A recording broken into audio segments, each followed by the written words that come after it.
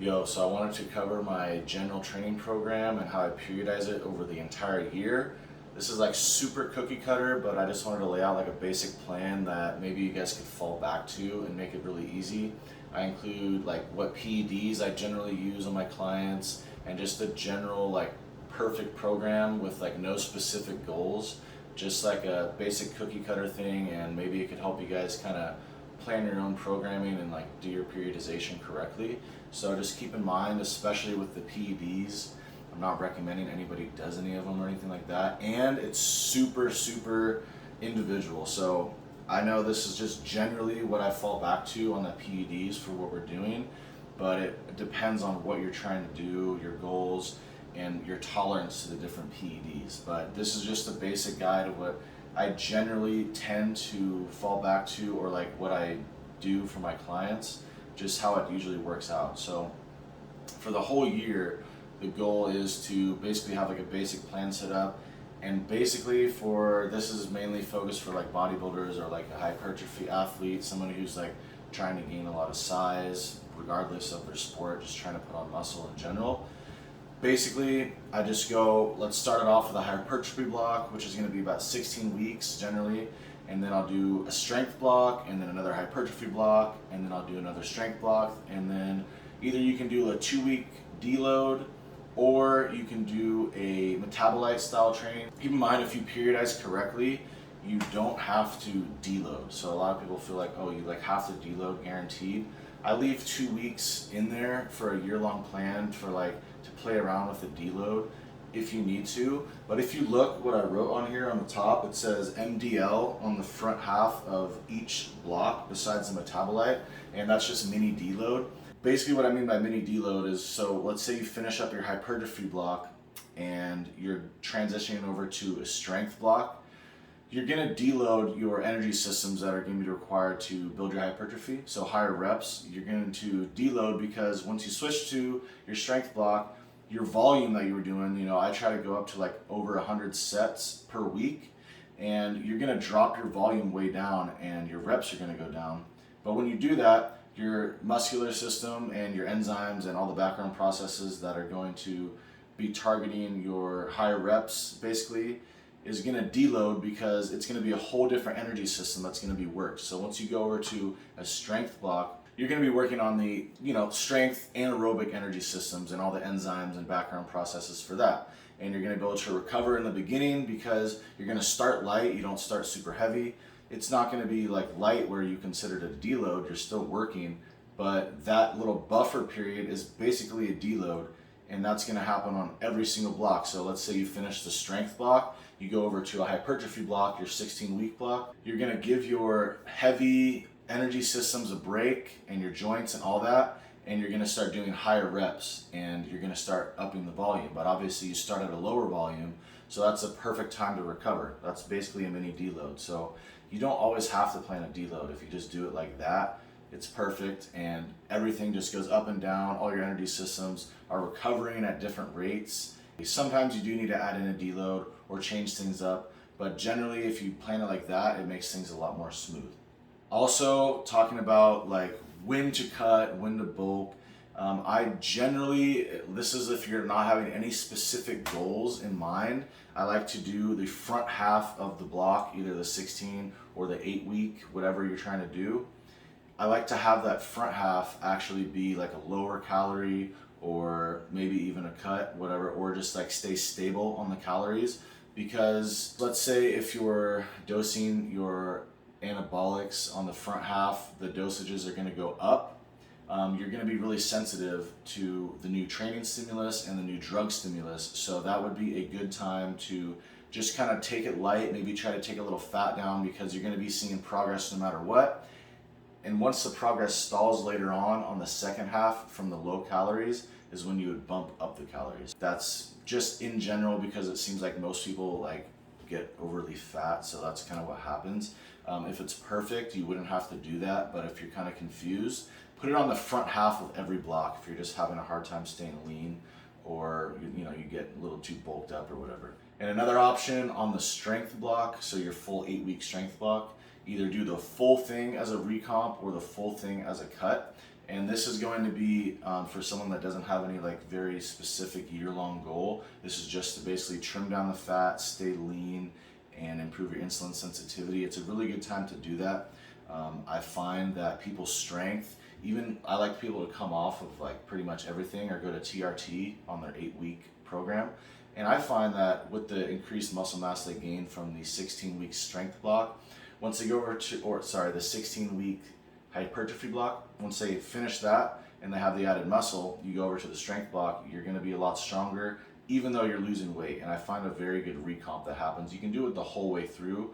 Obviously, the front half is gonna be better, but if you're really trying to cut down, you do that. When it comes to like a special event or you're doing a bodybuilding competition or you have a sporting event, very specific, very different. But if you have that precise day you need to be dialed in, you would basically either do your bulk or cut for whatever sport you're doing. We'll just say cut during the 16-week block. So I did write on here, goal specific, your number one year-long goal. That's what I mean. When you're doing the cut on the strength block, that is like a non-specific. But if you are trying to do something very, very specific, do it when your anabolic steroids are the highest during your 16-week hypertrophy block. And the extra movement as well from the added sets is going to make it easier to cut. So if we look at the actual pedantics of the blocks we're doing, this is generally what I advise people to do when I periodize it. And we'll have the hypertrophy. Your progression is going to be, your total volume is going to increase. I like to start it off around 60 to 80 weekly sets and then go all up the way to like 120, 140-ish, depends on the person, but 80 to 120 is a good average. So you start your 16 weeks at 80 sets per week, and then you just bump it up at the end of the 16, and we finish off at 120. Super general, super basic. 8 to 20 reps is, you know, your standard hypertrophy range.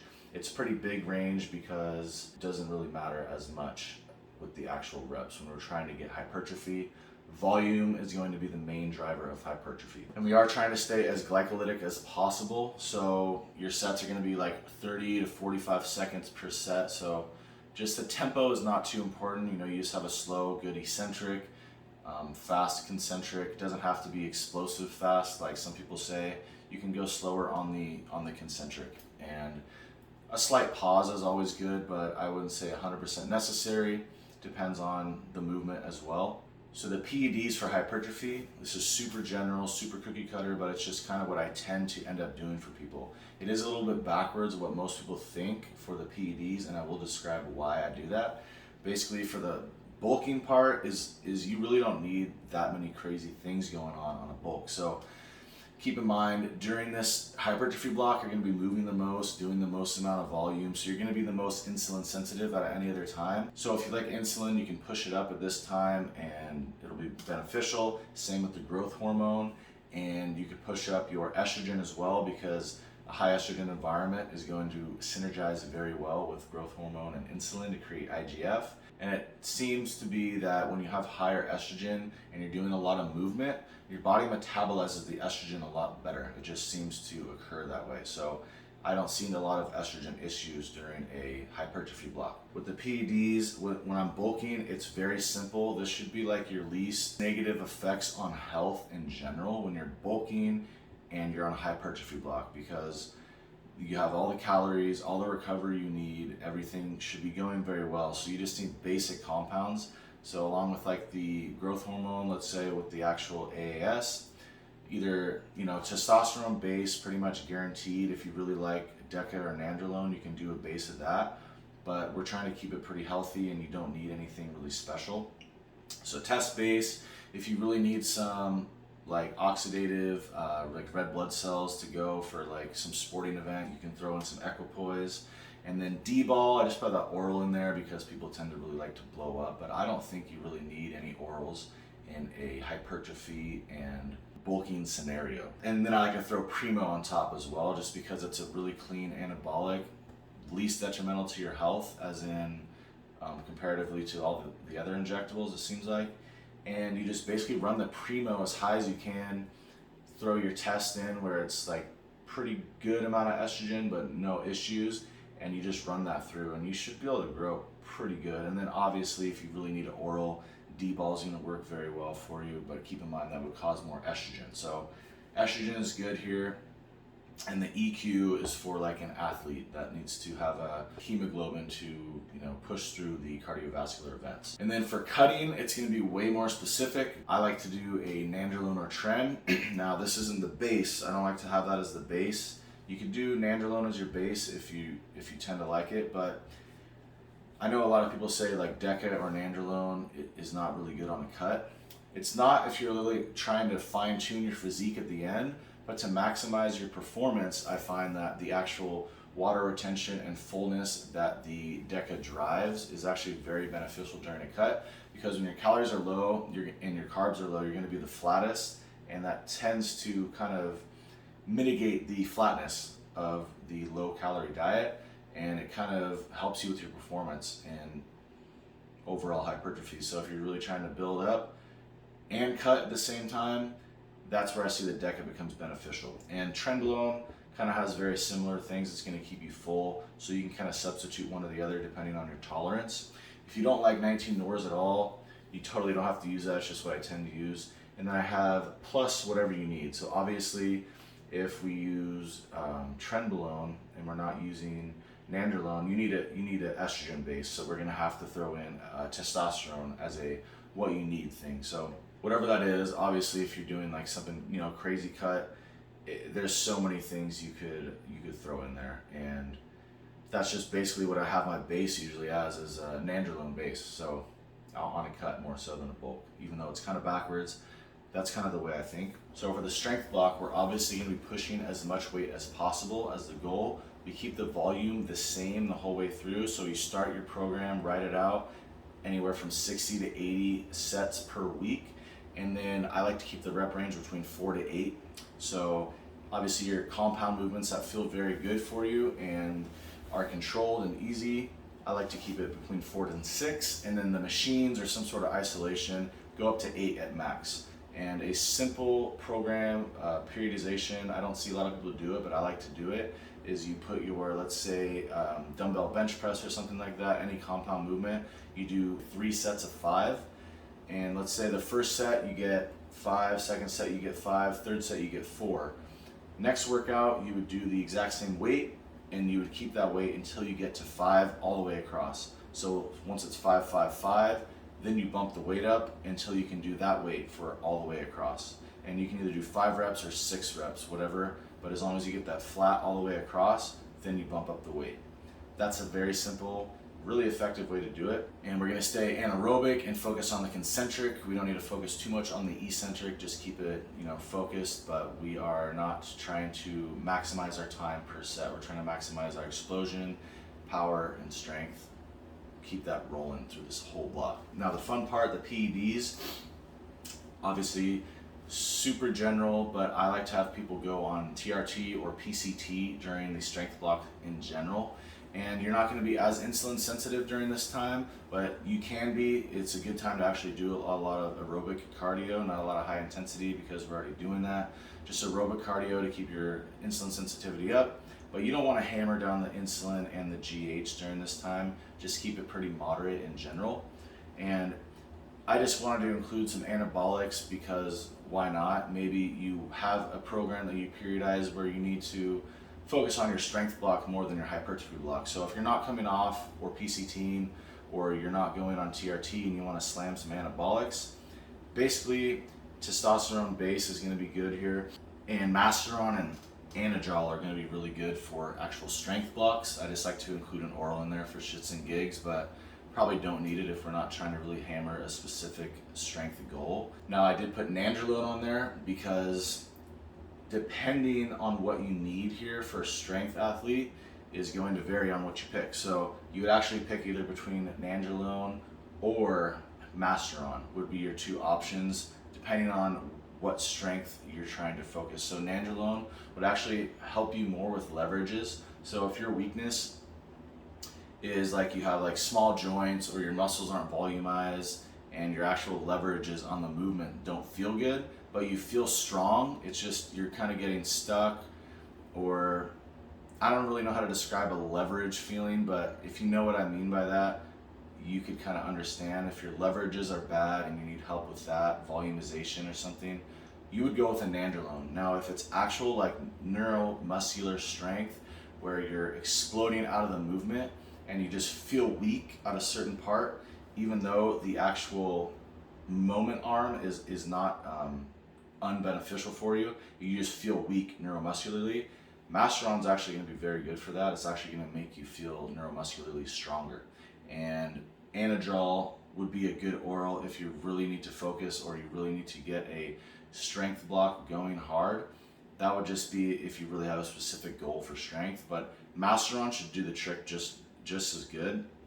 And then obviously you need a testosterone base, and that would be pretty general. Obviously, if you're trying to get into intricate strength issues, you can get a lot more in depth with that. But keep in mind, in general, I find that a full recomp or cut during the whole strength block, or just the first half of the strength block, a recomp or cut is best, because we need to usually clear out all the anabolics from the high milligrams we ran during the 16-week hypertrophy block. So now the metabolite training, we're basically doing as much lactate, so as much burning in the muscles as possible during this time.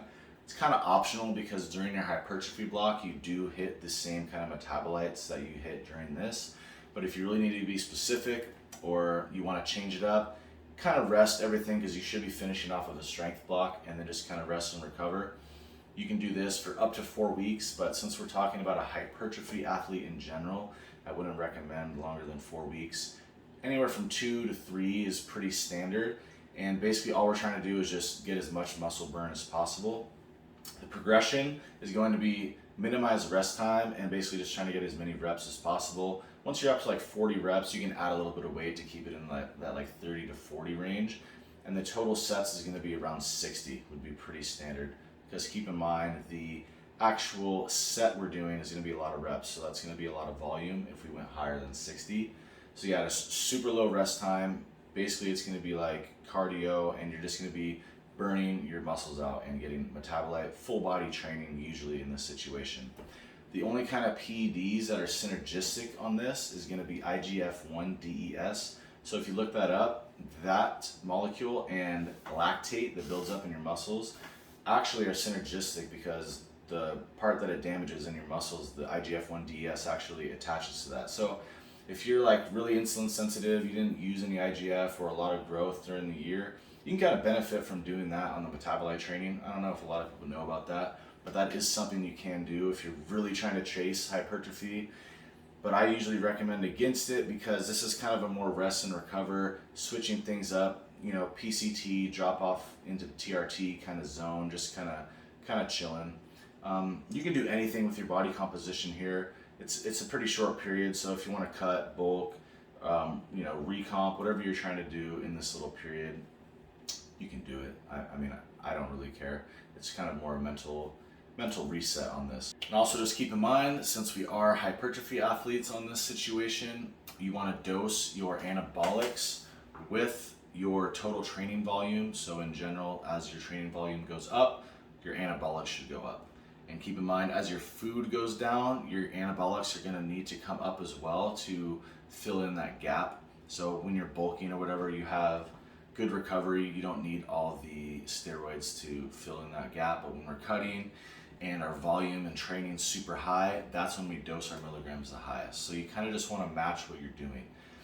Basically, like I said, super general overview, but if you need to fall back on something, you can always like cut back and just kind of look over your year-long plan. This is kind of what generally happens, but obviously every person is way, way different. And if it's for a certain sport, like MMA or something, it's not even like really close. But people in other sports do need to gain hypertrophy. So really just that basic assessment of hypertrophy to strength is good, excellent for any kind of person, because most people do need hypertrophy, and it is the hardest thing to gain, where it takes the longest to gain as any athlete in general. I also wanted to include that little mini deloads I do in the beginning of each block is very, very beneficial, and I don't see a need for people to deload. If your drugs are right and your training's right, you don't need to have like a scheduled like take your fucking time off deload. You just do the mini deloads, and while you're hitting those mini deloads,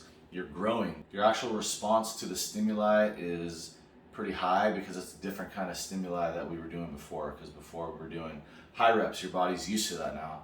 And then now we're doing low reps, heavy strength. It's a whole different kind of protein that is actually getting damaged. So your body is going to grow on a very low amount of volume at the start. So those little ups and dips on each block, it's priceless, and it helps a lot for athletes. You don't have to schedule deloads, and things go very, very smooth. So hopefully if you're trying to figure out how to plan your year-long program, or you're trying to figure out like what drugs to use during the year or like when to use them, you can go back to see what I said on each part and kind of why I decided to do it and the reasons behind why I program like that. Keep in mind in general, but if you go to the reasonings, it should be able to help you decide what to do, and you could apply it to your situation and be more specific. So hopefully it helps you in that regard. I do appreciate you guys watching if you made it this far, and if you got any questions or anything like that that are like direct at me, hit me up on Instagram. I don't post much, but it's honestly just to message people off of my platforms. So it's at Dylan__Brett. It'll be in the description, so I'll include that there. And take care, guys. Peace.